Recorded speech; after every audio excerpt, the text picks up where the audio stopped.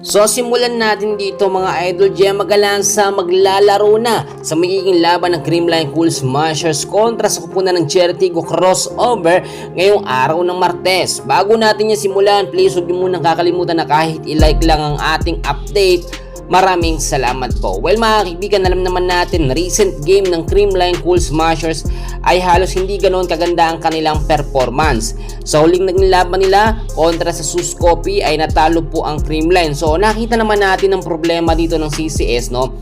Yung consistent po na play sa mga player ay nawala ho. Kasi nga naman, given naman na wala po kasi sa original na starting lineup ang Creamline at hindi rin nakakapaglaro ang ilang mga star player tulad na lamang ni BDL at ni Gemma Galanza.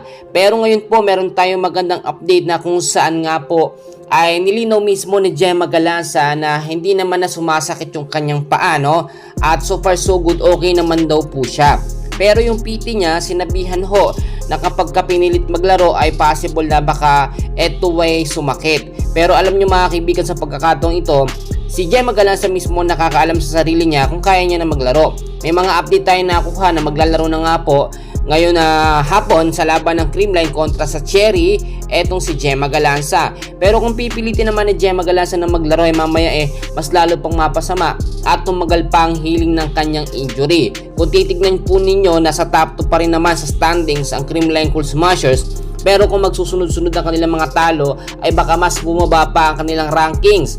Alam nyo, ang kupunan ng Cherry Tigo crossover, malakas din yan dahil sa kanilang sinasabi natin na na-rebuild na team. May mga nadagdag din sa kanila at malakas din po ang kanilang import. Para sa akin mga kaibigan, kinakailangan na pong baguhin ni Coach Chern Meneses ang starting lineup ng Creamline Cool Smashers. Basang-basa na kasi, no?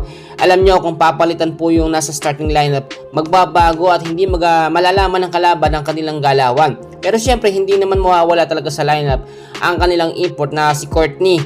Marami nagsasabi na ang import ng Creamline ay hindi po malakas. Mas malakas pa si Erica Staunton. Pero syempre, wala naman si Erica. Yung available lang ngayon, ang ginagawa po ng paraan ni Coach Chern Meneses na maisama po sa maayos na lineup at sistema ng Creamline Cool Smashers. Kung sakali man po na makapaglaro si Maring Gemma Galanza ngayong araw ng Martes, ay mas mataas na ang tsansa ng Creamline Cool Smashers na magkaroon ng consistent win.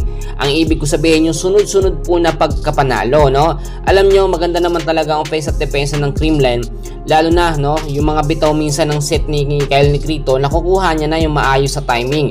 Pero hindi talaga maiiwasan na minsan kapag ka mga intense and crucial game, nawawala yung consistent na set niya. At yung mga spikers ng Creamline Cool Smashers nahihirapan. Kahit si Alyssa Valdez, aminado siya na mas gusto niya yung original na starting lineup na kasama ang kanyang mga ka-team, no? Which is alam na niya talagang galawan. Kahit may top scholars tayo, may Alyssa Valdez, hindi pa rin po sapat. Yan muna ang update natin sa ngayon, and please don't forget to like and subscribe. Maraming salamat po.